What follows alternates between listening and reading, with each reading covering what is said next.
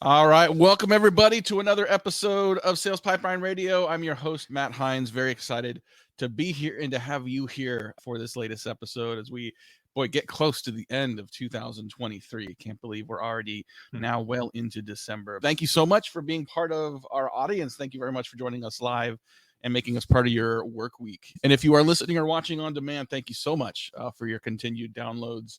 Every episode of Sales Pipeline Radio, always available past, present, and future at salespipelineradio.com. Very excited to have with us today longtime sales leader, sales executive, Vince Bies. Vince, thanks so much for joining us today. No problem, Matt. Thanks for having me. Appreciate it. So we had a chance to catch up a couple of months ago, and there were a few topics that came up that I definitely wanted to make sure that we were able to highlight on the show. And so excited to have you here. Maybe give people just real quick, just a little bit of your background and where you've been in the world of sales over your career.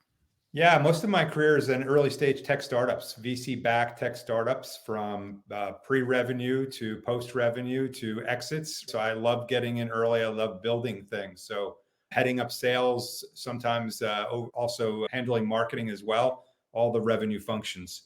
I've turned that experience into my own consulting firm, which is called Sales at Scale, where we, not surprisingly, help early stage growth companies with go-to-market execution. And then hopefully we'll get to the next topic, which I also launched a new company called Sales HQ. Want to talk about all of that, especially I think the idea of bringing back the sales floor is a hot one for a lot of companies we're talking to. You run enterprise sales at a number of organizations, including Customer and Meta, which is where Facebook is. You've covered a lot of ground, but the enterprise sale is a particular animal. Can you talk a little bit about the difference between saying, hey, I do SaaS sales and I do enterprise SaaS sales? Why is that difference important? Well, it is. And it's interesting, even so, more than that, Matt, when you're at a startup, a SaaS startup, and you say you're in enterprise sales, is a different meaning than when you say you're in enterprise sales at, say, Oracle. You know what I'm saying? So for the audience out there, let's clarify. When I use the word enterprise, I'm saying enterprise at a SaaS technology company, which is a different beast than Microsoft and Oracle. So the difference, though, within SaaS and enterprise and SMB and mid-market is, not surprisingly, enterprise deals, the cycle's a lot longer, the complexity of the deal terms in general. And then most importantly, the amount of people that you have to touch to convince and close a deal is a lot greater than others. And then the last piece of that is that budgets tend to be bigger with enterprise, and it's a little bit more scrutinized than selling a solution that's $100 a month or something like that, right? And oftentimes, even in the best of markets, those enterprise deals take a little longer. You have to get more people to say yes. You have to build that consensus building internally. We got a few other things I want to get to, but can you talk a little bit about what does it take to manage those enterprise deals? And in particular, like, what's the importance of the interplay between sales and marketing to create velocity and momentum in those deals? Yeah, that's a great question. First of all, I'd say anyone out there that says they want to be in enterprise sales, you better have thick skin because you could be working on a 6, 9, 12 months on a specific deal that's 6 figures, 7 figures, and then all of a sudden it falls apart because someone left, budgets got slashed, whatever. It's a lot of work. You have to persevere and have thick skin and tough it out. It's about quality, not quantity. If you're coming from a motion that's a lot faster, that's something to be considered as well. But for me personally, I always liked going after enterprise size deals because they're usually the strategic deals of the company. They're typically the backbone of the company for growth, right? Once you land one of those enterprise deals, the value that it brings and the retention value as well, they typically stay a lot longer than smaller businesses that you sign. That's number one, I think, for people looking out there. But the other thing I really focused on when it comes to enterprise sales, the first and most important thing, Matt, is really nailing your ICP and nailing the qualification questions of why should we even talk? Meaning, what is the pain that you have that we can potentially solve? And what's the value of solving that? Because with enterprise, if you don't pinpoint the pain, if you don't really understand what's driving this conversation and what's driving the urgency, you're just going to sputter and you're not going to get anywhere.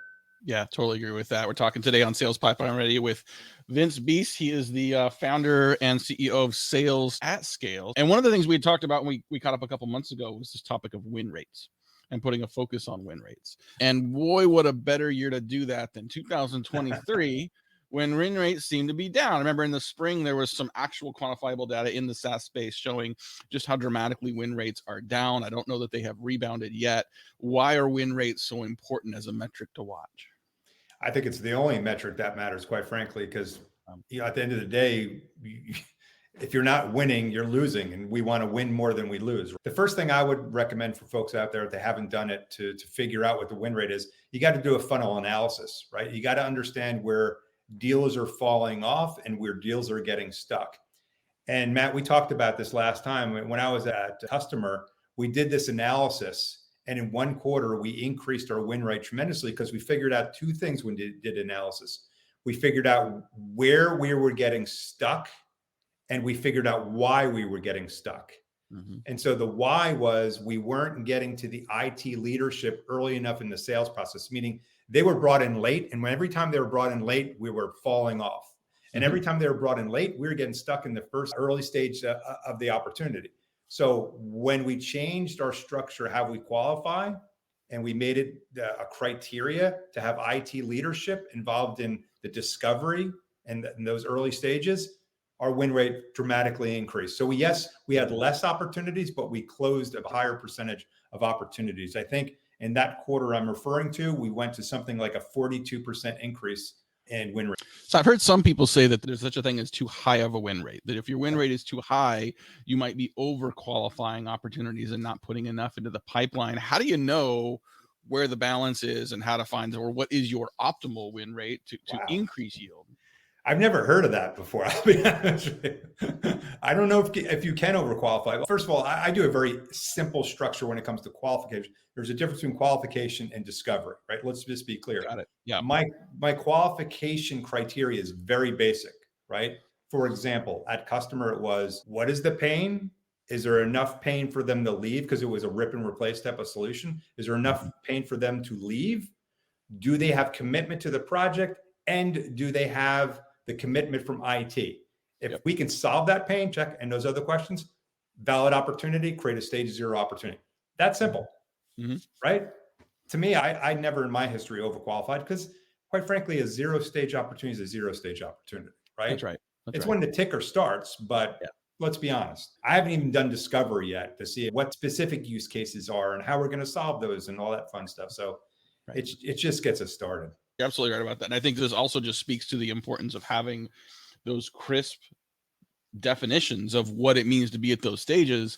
And in too many companies, either it doesn't exist or it's institutional knowledge that is applied inconsistently. Marketing thinks a lead is one thing, sales think a real opportunity is another.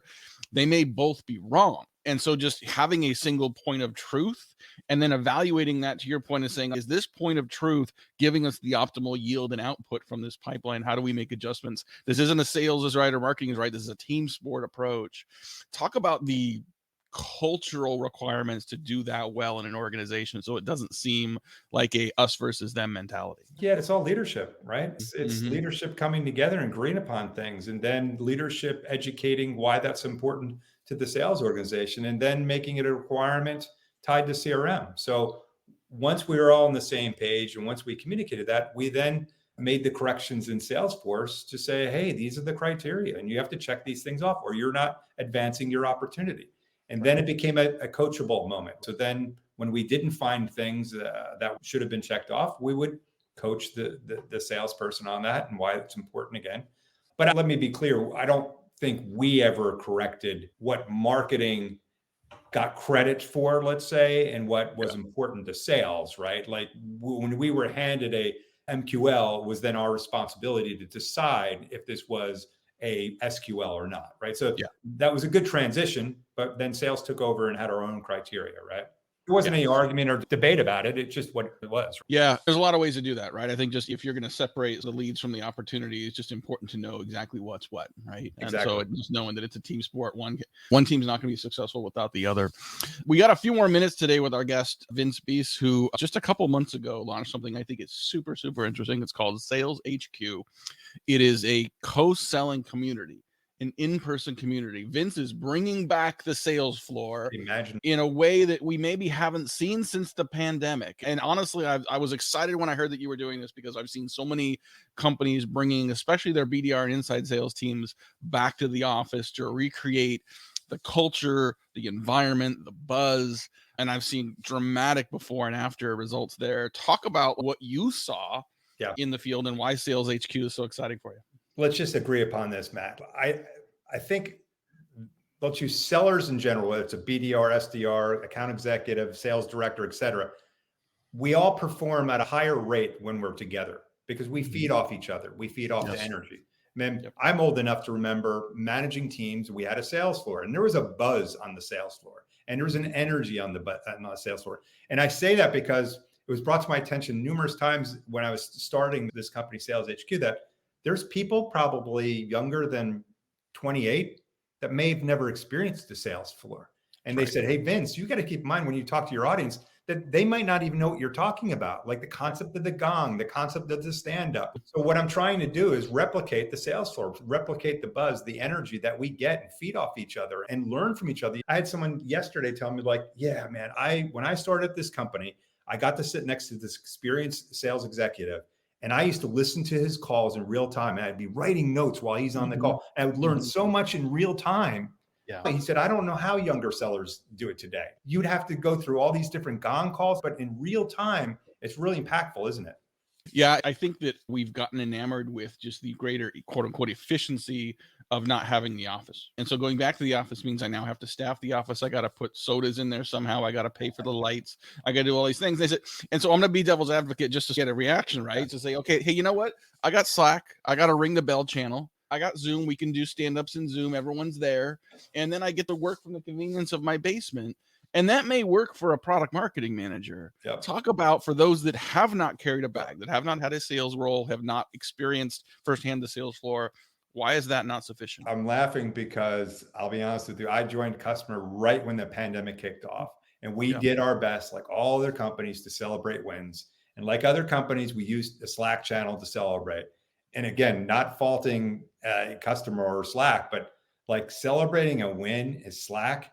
Especially I'm talking about a 6-figure type of deal. It's lame, dude. It's woohoo. Like emojis don't get you excited. When you walk up and someone nails the gong and talks about the deal they won, you can feel the emotion in the room and what it does. You can feel that. So if you don't know the difference there, then you're not a high performing seller. You're just not. Yeah. I remember working with a company. It was a post IPO company, but they were still scaling and they were selling into residential real estate agents. And not only did they have a gong, but if you were a new rep and you got your first sale, they had a portable gong that you carried around all 3 floors. It was exciting for the rep, but for everybody else, it was like you got cheered through accounting, cheered through engineering. It was a rallying moment for the whole company. So we're going to have, for new members, we're going to have the gauntlet and walk-up songs, right? You're going to come through and high fives and all that stuff. We're going to have, of course, the gong for wins. We're going to have the morning stand-ups. These might not be my employees, but we're all the same ilk. We're all in this profession of sales together, and we're all there to support and help each other. So that's what I'm trying to create. I've been passionate about this, honestly, Matt, since 2018. But in 2018, the real estate market, the business real estate market was off the charts like a lot of areas. But now guess what? There's lots of inventory out there to make this concept more affordable, to make the membership fees a lot lower because now real estate's come down. And by the way, the one thing I want to say about this place is that it's a member-based fee and that your employer should pay for this because yes, part of it's office space, but it's also about career development, right? Absolutely. There'll be training out of here and education and so on and so forth. So it's not just about that. And at the end of the day, it should increase the performance of your employees, right? There's performance, there's hitting your number, and then there's for your best rep, keeping them, right? If you feel like you are being supported as a sales rep, not only to help your number, but also for a probably fairly nominal fee in the grand scheme of things, to be part of a community of sellers in person. As we finish up here, I want to connect this conversation to something you said earlier. If you're in enterprise sales, you better have thick skin. You can eliminate enterprise and you're still right. Until I started this business 15 years ago, I'm a lifeline marketer. I had not had an actual sales job. The last 15 years, I very much have been in sales. And you do have to have thick skin. You got to know that you're going to get a lot of no's before you get that ring the bell, ring the gong moment. My COO is now doing some active selling with me this year, and she made the comment the other day. She said, I feel like I'm a dog and my owner is drunk and just yanking me around and all these changes, new stages we didn't know. I'm like, yeah, welcome to sales. This is just what it is. And if you do that on your own in your basement, that is very different than doing that with a community that understands what you're going through, that you can do a rant on, or that it can give you some coaching or just pump you up to make that next call. Sales is a very emotional job. It is a very strategic job. It is a very scientific job. It is also a very emotional job. So having that community beyond Slack, I think, is critically important. So kudos for what you're doing. So I know you're starting out in the Triangle, in the Raleigh area, North Carolina. What are the plans to expand this? Yeah, look, if I can nail this here, if we can get a good audience here, which I think we can based on the initial reaction I'm getting, I think it makes sense in a lot of cities like the size of Raleigh. Like I think of Kansas City, I had a bunch of people on LinkedIn reach out to me. Indianapolis, I had a bunch of people reach out to me. So look, it's a no-brainer when I explain this to people, they're like, wow, I'd like to go in there. I wish I had one in Austin, someone said to me. I said, well, you might someday. So I think what we're doing is co-working when it's specialized for your audience is going to work, period, end of story, right? Whether I do it or someone else does it, I think this is a concept. And I'm not saying that people should be going back to the office 5 days a week, but I'm saying that 100% remote is not working. Some percentage in the office will do you good mentally and performance-wise. So that's what we're trying to get people to understand is a hybrid's here to stay. It ain't going away. So we know that you'll be at a higher performance. And the scenario you mentioned where either you had a bad call or a great call, what happens when you get off that call? You want to do one thing. You want to share it with somebody. Yeah. And your partner might be at home, might be on another call, do something there. You know what? I'm not interested in that. And the dogs aren't very good listeners, by the way. I mean, actually good listeners. They don't reply back. So this is true. Yeah. They're not great reciprocators in the way you need at that moment. If you're in Raleigh and if you're not, but you like this concept, check out saleshq.co to learn more about that initiative. And Vince, as we wrap up, where can people learn more from you and some of the other stuff you're thinking and talking about? Yeah, LinkedIn's where I live. The good news about my name, Vince Beasy, is there's just not many of us. I think I'm the only one on LinkedIn. If you want to continue this conversation and learn more about what I'm up to, you can find me on LinkedIn. Awesome. Vince, thank you so much. Really excited to get the chance to spend a little time with you. These topics were fun. Very excited about getting the community back together in person. And looking forward to watching this grow for you. Thanks, Matt. Appreciate it. Thank you, everyone, for joining us for another episode of Sales Pipeline Radio. We will be back here next week for another episode, 11:30 Pacific, 2:30 Eastern.